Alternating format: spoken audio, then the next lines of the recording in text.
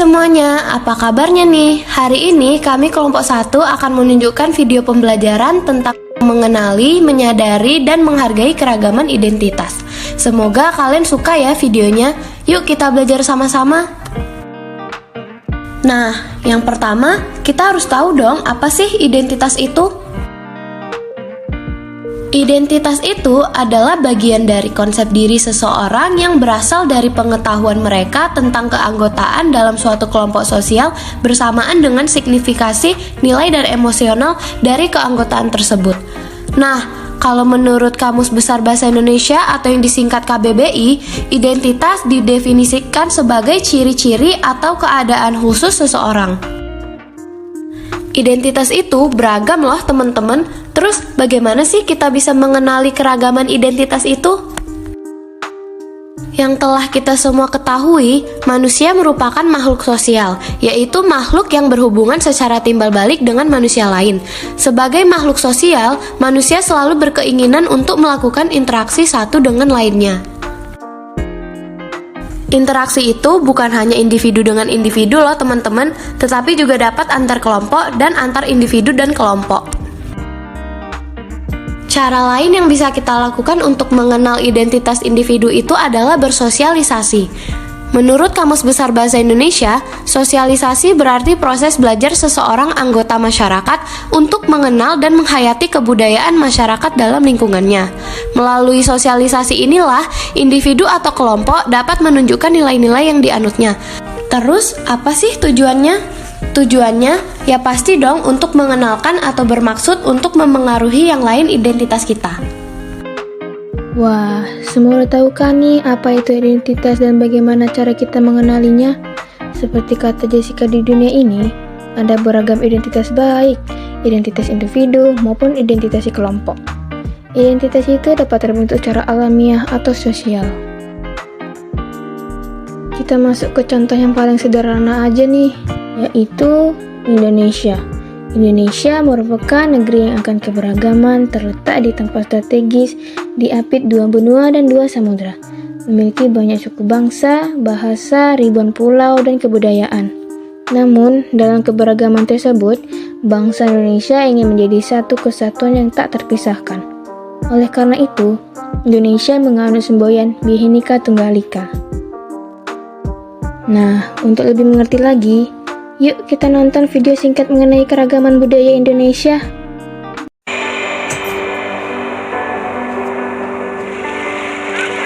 Seperti berlian berserak di Katulistiwa, 17.000 pulau terhampar luas di seluruh Indonesia.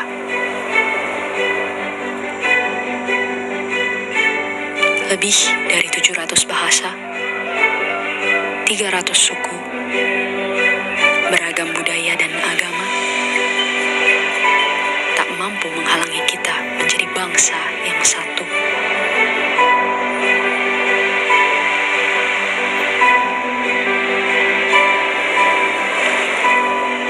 Pekerjaan besar memang untuk bisa melihat Indonesia dari mata yang sama dan bukan dari sudut pandang yang berbeda.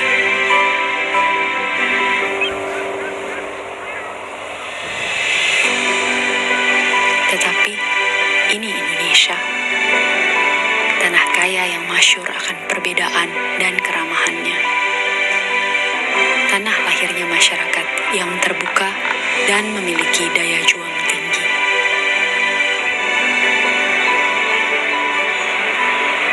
Cukuplah Indonesia diikat dan dirajut oleh Pancasila, yang di bawah naungannya hidup kita damai dan tentram selama berpuluh tahun. Mari beri Pancasila roh yang hidup, yang Bhinneka Tunggal Ika, yang walaupun berbeda, kita tetap satu, tetap Indonesia. Bhinneka Tunggal Ika.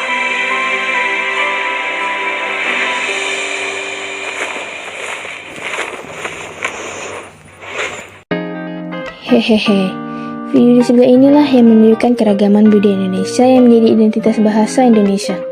Sebagaimana para pendiri bangsa pun menyadari bahwa Indonesia adalah negara dengan keberagaman budaya, agama, etnis, suku, dan bahasa.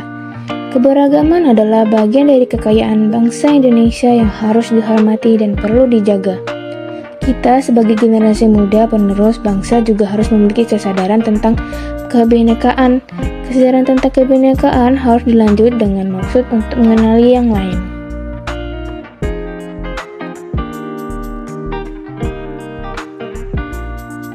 Identitas primordial dan identitas nasional. Identitas primordial yaitu jati diri yang berkaitan dengan etnis, suku, agama, dan bahasa. Sedangkan sesuai namanya, identitas nasional adalah kepribadian nasional atau jati diri nasional yang dimiliki suatu bangsa yang membedakan bangsa satu dengan bangsa yang lainnya. Yuk kita masuk ke identitas primordial. Sebelumnya kita harus mengetahui terlebih dahulu, apa sih primordialisme itu? Primordialisme adalah suatu pandangan terhadap ras, agama, suku, jenis kelamin, dan sebagainya. Primordialisme sudah melekat dalam diri individu sejak lahir. Dan tentu saja pasti ada dong faktor yang menyebabkan primordialisme ini.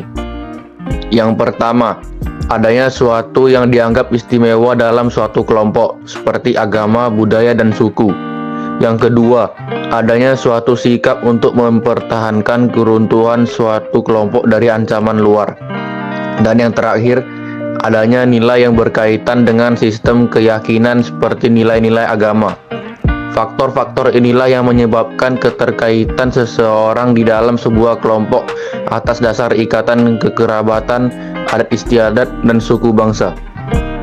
Identitas ini juga mempunyai jenis-jenisnya. Yang pertama yaitu primordialisme suku. Primordialisme dengan jenis ini memiliki arti individu yang terlalu terikat dengan sukunya sendiri. Yang kedua, primordialisme agama. Primordialisme dengan jenis ini memiliki arti individu yang menganut suatu agama yang terlalu membanggakan agamanya sendiri tanpa menghormati dan acuh tak acuh pada agama lain. Yang ketiga, primordialisme kedaerahan. Primordialisme dengan jenis ini memiliki arti individu yang lebih terikat dengan daerahnya sendiri daripada daerah lain. Primordialisme mempunyai dampaknya juga loh. Sebagian orang selalu memikir bahwa primordialisme ini hanya memiliki dampak negatif, padahal juga punya dampak positifnya loh. Contohnya meneguhkan cinta tanah air, mempertinggi semangat patriotisme, menjaga keutuhan dan kestabilan budaya, dan yang terakhir yaitu menciptakan kesetiaan terhadap negara. Nah, ini barulah dampak negatifnya yang pertama. Primordialisme dapat menghambat modernisasi dan proses pembangunan, kemudian penyebab terjadinya diskriminasi, menghambat hubungan antar bangsa, menimbulkan terjadinya konflik antar kebudayaan suku-suku bangsa, dan mengganggu kelangsungan hidup suatu bangsa. Nah, jadi itulah identitas primordialisme Indonesia. Karena identitas primordialisme ini berkaitan dengan etnis, suku, agama, dan bahasa. Identitas nasional berkaitan dengan kebudayaan, adat istiadat, dan karakter khas suatu negara. Nah, identitas nasional bertujuan untuk mempertahankan kesatuan sebuah negara, pembeda dari negara lain, landasan negara, dan alat pemersatu bangsa. Indonesia mempunyai banyak sekali macam-macam bentuk identitas nasional. Di sini kami akan menjelaskan 7 bentuk identitas nasional Indonesia. Yang pertama, bendera merah putih. Ketentuan tentang bendera negara diatur dalam Undang-Undang Nomor 24 Tahun 2009, mulai pasal ke-4 sampai pasal ke-24.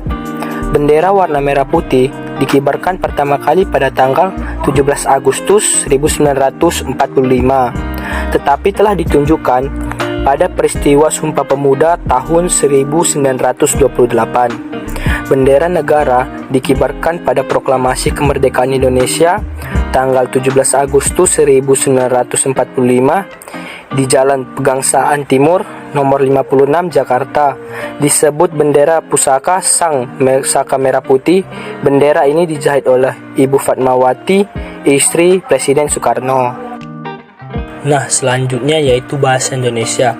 Ketentuan tentang bahasa negara diatur dalam Undang-Undang Nomor 24 Tahun 2009, mulai pasal 25 sampai pasal 45. Bahasa Indonesia sebagai bahasa negara merupakan hasil kesepakatan para pendiri NKRI.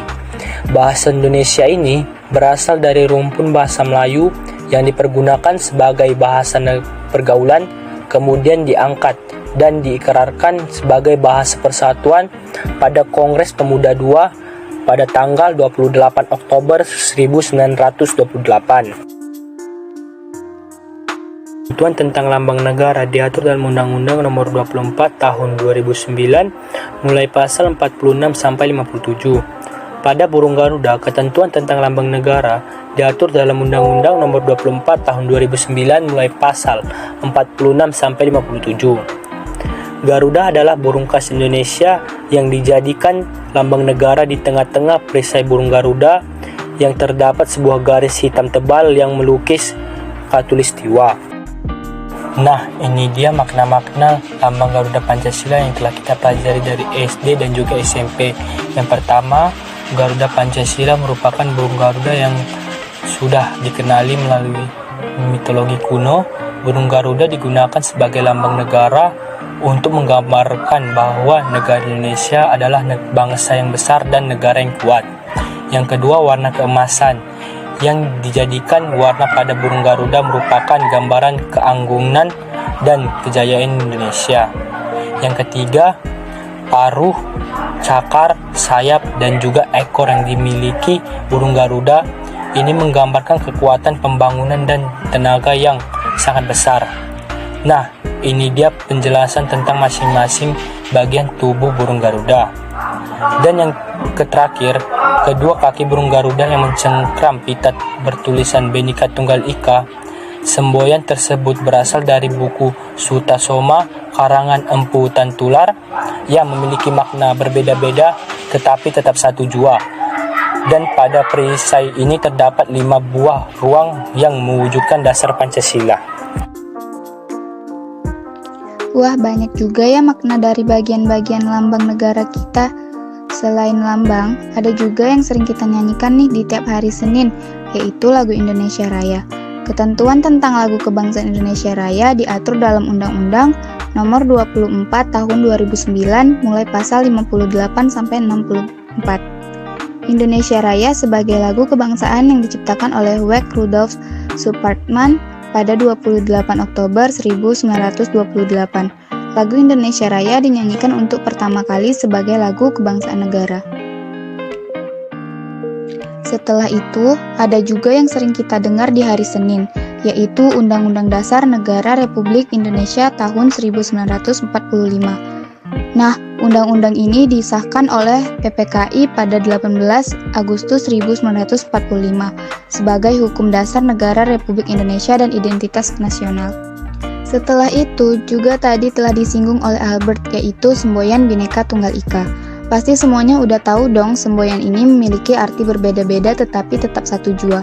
Semboyan Bhinneka Tunggal Ika mengandung makna bahwa bangsa Indonesia adalah bangsa yang heterogen. Tidak ada negara atau bangsa lain yang menyamai Indonesia dengan keanekaragamannya. Meski memiliki banyak keanekaragaman, tetap berkeinginan untuk menjadi satu bangsa, yaitu bangsa Indonesia. Lanjut lagi, kebudayaan daerah. Sebelumnya kita juga sudah melihat betapa indahnya keberagaman budaya di Indonesia yang menjadi identitas nasional. Indonesia terdiri atas beragam suku bangsa, bahasa, budaya, dan ras yang terbesar di berbagai wilayah. Masyarakat Indonesia mendiami pulau-pulau dan berbicara dalam ragam bahasa, serta mempunyai budaya daerah. Kemudian budaya daerah ini ditetapkan sebagai budaya nasional dan identitas nasional.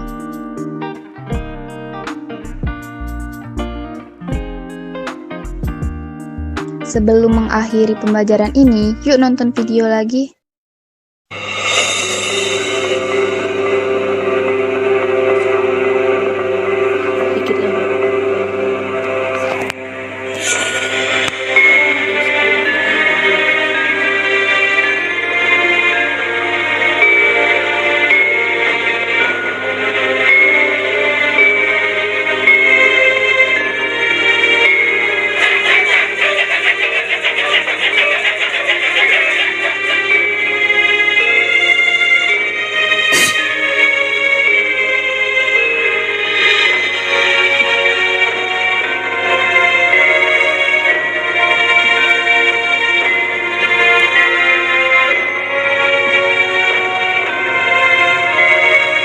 telah usai video pembelajaran dari kelompok 1. Terima kasih telah menonton video ini sampai selesai. Semoga video ini dapat menjadi pembelajaran sekaligus hiburan bagi kalian ya. Maaf jika ada kesalahan. Sampai jumpa.